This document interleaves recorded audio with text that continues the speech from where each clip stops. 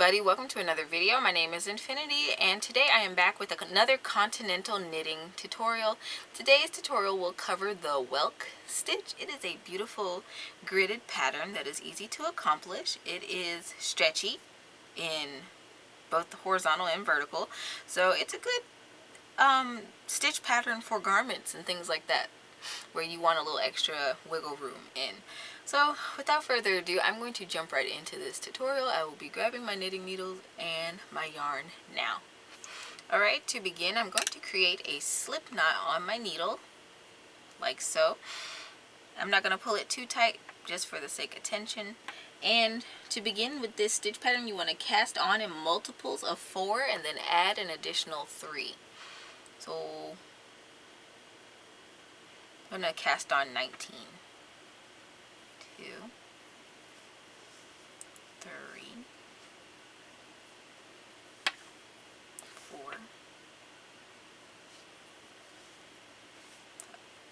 and 19.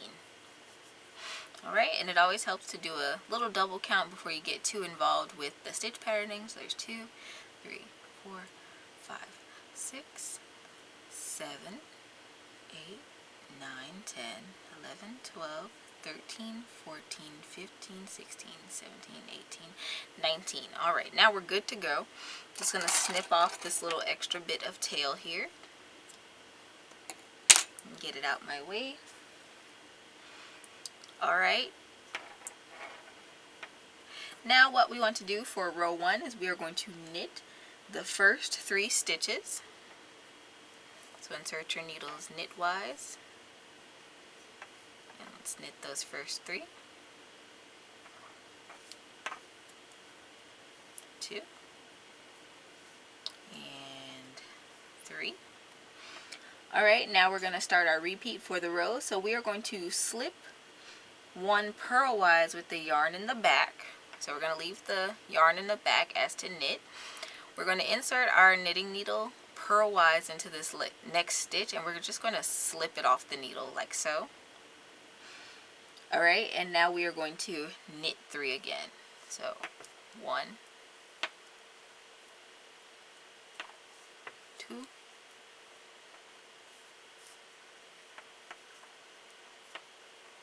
and 3.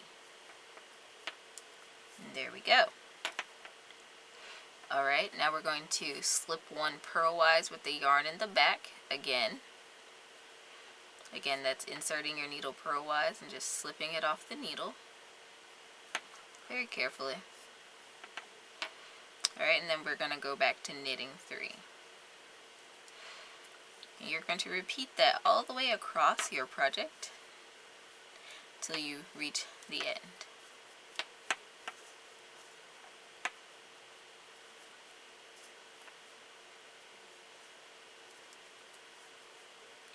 When you get to the last 4 stitches of your row, you are simply going to do the repeat one last time.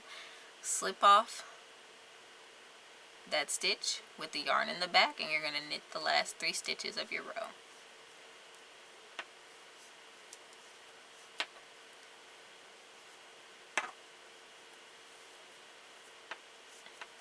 Alright, and that is row 1. For row 2, we are going to, again, knit 3. I'm just going to slide my stitches so they're comfortable to knit with. And we're going to knit those first 3. 1, 2, 3. And now we can start our repeat for the row.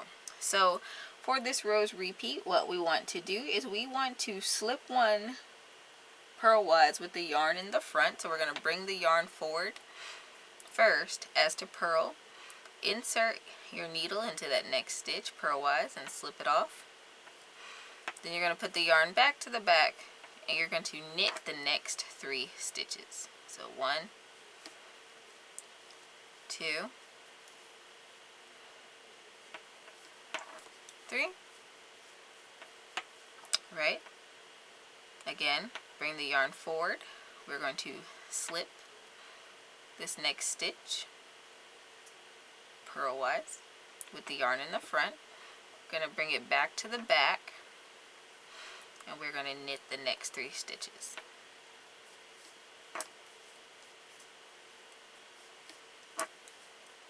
And 3.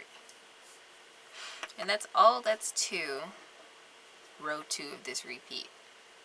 Bring the yarn forward, slip the yarn in the front, knit the next 3.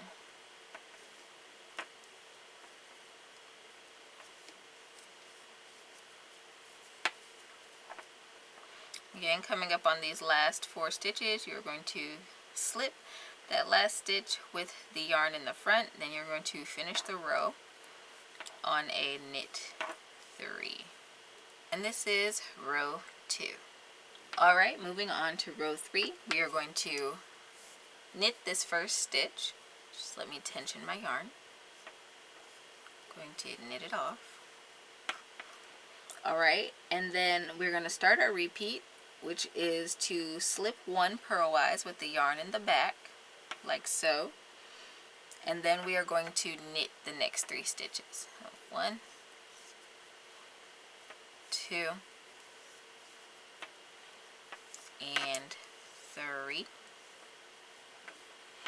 Alright, then again we are going to slip 1 off purlwise with the yarn in the back, and we are going to knit the next 3 stitches. 1, 2, and 3, all the way across. Now that we're at the end of our row, I am going to, well, first of all, I have 2 stitches left. In this second to last stitch, I am going to slip it off my needle purlwise with the yarn in the back, and then I am going to knit the last stitch. Okay, and that is row 3. Now on to the 4th and final row of our repeat. What we're going to do is going to bring the yarn forward. It's a little different. We are going to purl 1. Alright, now we're going to slip 1 with the yarn in the front. So insert it purlwise, slip it off with the yarn in the front. Okay, now what we're going to do is purl 3. So 1, oops, move those stitches, 2, and then 3. Alright, and then what you want to do is you are going to slip 1 with the yarn in the front. Okay, and you're going to do this all the way across. So we're going to purl another 3, 2, 3, and we're going to slip 1, and then we're going to purl another 3,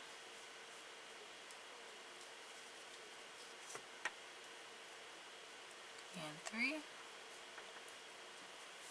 all the way to the end of your row. And again, at the end of the row, I have 2 stitches left. I'm going to slip this second to last stitch, and then I'm going to purl the last stitch. Alright, this is row 4, the back, and this is the front. We are starting to build up the little grid that we saw in our sample here. So I am going to work up a few more rows of this 4-row repeat, and I'm going to meet you guys back when I have a sample swatch ready for you.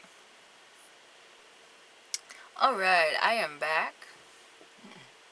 Alright, I am back. I have repeated this 4-row repeat a couple of times just to build it up where you can see how it turns out. I love this pattern. It almost reminds me of plaid, but without the multiple colors. I love the gridding on this stitch. It's perfect for scarves, so you know, if you wanted to make gifts and things like that, this is great for a scarf pattern. I think it would look nice on sweaters also. But like I said, it's super stretchy, so I don't know if I would use this stitch for a high traffic item, but you know, the choice is up to you. I hope you enjoyed today's tutorial. If so, don't forget to leave this video a thumbs up.